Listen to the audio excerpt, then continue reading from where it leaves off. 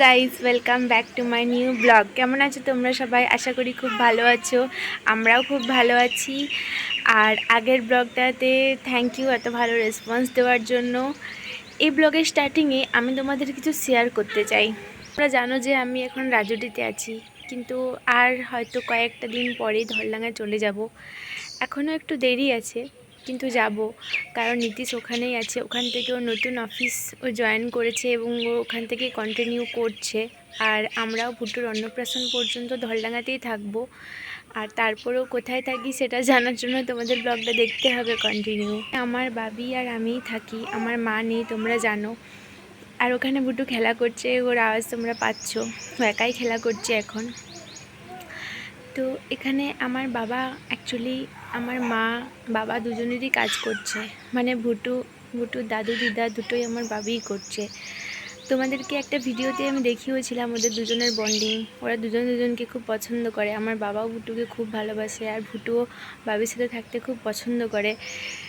আর বাবি ওকে খুব ভালো করে সামলাতে পারে এবং ও সব কিছু দেখাশোনাও বাবি অনেকটাই করে। যেটুকু টাইম বাবি কাজে যায় সেটা বাদ দিয়ে বাকি সমস্ত টাইমটাই ম্যাক্সিমাম আমার বাবাই করে। তো এখানে দুটো মাসের বেশি থাকার পরে ওখানে যে একটু অসুবিধা হবে, আবার নতুন পরিবেশ, ভুটু আমার দুজনেরই অ্যাডজাস্ট করতে অসুবিধা হবে।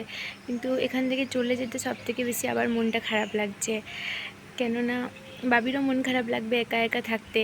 আর ভুটুরও হয়তো ও প্রকাশ করতে না পারলেও একটা ফিলিংস তো ওর মধ্যেও থাকবে, আর আমার মধ্যেও আবার নতুন করে অ্যাডজাস্ট করা, সব কিছু সামলানো। আমার বাবার সাথেও আমার অ্যাকচুয়ালি কখনো কখনো মন খারাপ হয়ে যায়, এখন প্রচুর মুড সুইংস হয় সেই জন্য। আর সে কারণেই আরও বেশি খারাপ লাগে, একবার করে আমি হার্ট করে ফেলি বাবিকে।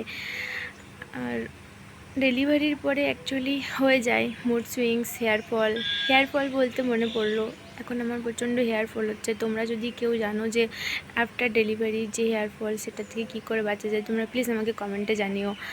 তো ব্লগটা কন্টিনিউ দেখতে থাকো, আশা করি ভালো লাগবে। আর বেশি কিছু বলছি না। এই যে আমরা আবার ছাদে বসে আছি বিকেলে, আমি আর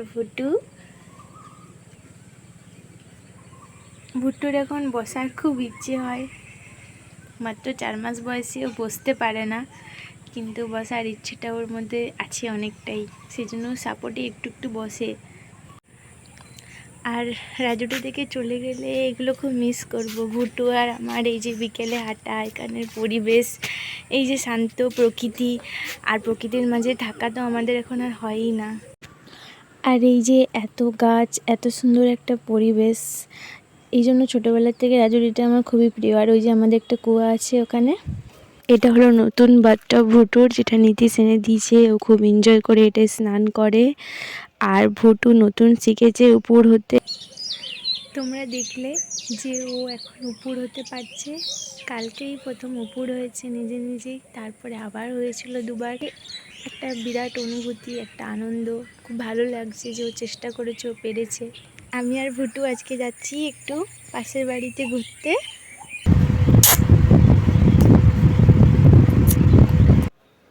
আর সেদিন আমাদের রাজুটিতে 3টে বান্দর এসেছিলো, আমি এই ক্লিপটা নিলাম। এখন ভুটু, আমি আর বাবি যাচ্ছি একটু ঘুরতে পাশের গ্রামে একজনের বাড়িতে।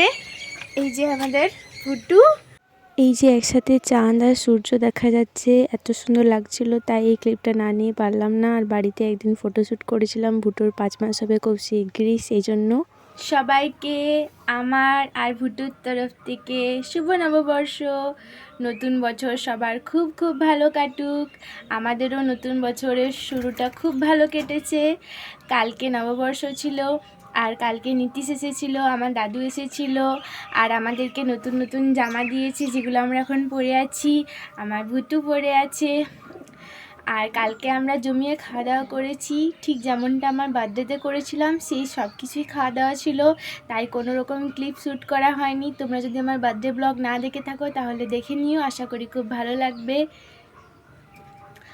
আর এখান থেকে চলে যাবার সময়টা এগিয়ে এসেছে, ধরলাঙ্গা চলে যাব আর কয়েকদিনের মধ্যেই। চলে যেতে তো খুবই খারাপ লাগবে, কারণ এখানে যখন এসেছিলাম তখন আমার ভুটুর বয়স ছিল 2 মাস, এখনও 4.5 মাসের। 2.5 মাস এখানে এত মেমোরিজ এত সুন্দরভাবে কাটানোর পরে খুব মিস করব রাজুটিটা। আর আশা করি তোমাদেরও রাজুটির ব্লগ খুব ভালো লেগেছে।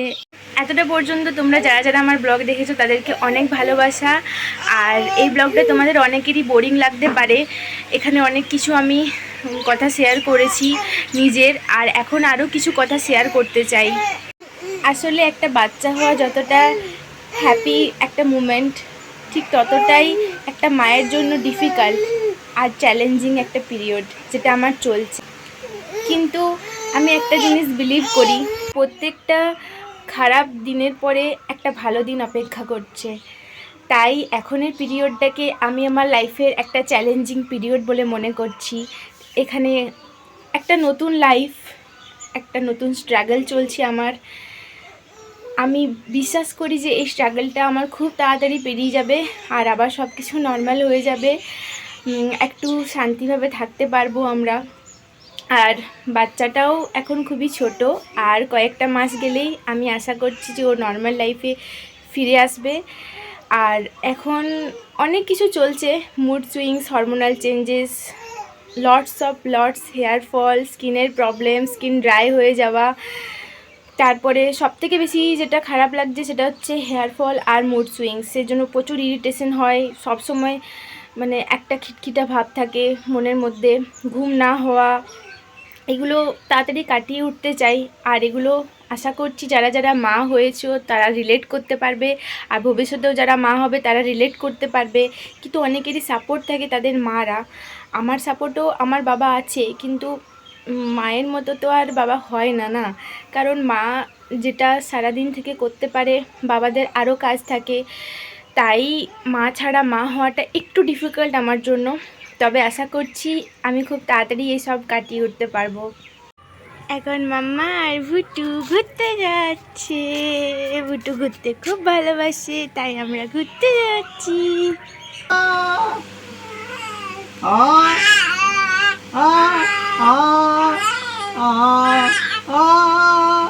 এটা হলো আমার এখনকার ব্রেকফাস্ট। আজকে আমরা ধলডাঙ্গায় চলে যাচ্ছি, নীতিশ এসেছে আমাদেরকে নিতে, অনেক দিন পর চলে যাচ্ছি, সেজন্য একটু মনটা খারাপ। আমার ভুটুরও মনটা একটু খারাপ, কিন্তু আবার আসবো একদম যখন ইচ্ছা হবে তখনই। আর একরাশ মন খারাপ নিয়ে বাড়ি ফিরছি, খুবই খারাপ লাগছে। আর বেশি কিছু বলছি না, ব্লগটা এখানে শেষ করছি। যদি ভালো লেগে থাকে লাইক, শেয়ার, কমেন্ট, সাবস্ক্রাইব সব করে দিও। দেখা হচ্ছে খুব তাড়াতাড়ি আবার নতুন একটা ব্লগে। সবাই ভালো থেকো, এই গরমে নিজের খেয়াল রেখো, সুস্থ থেকো।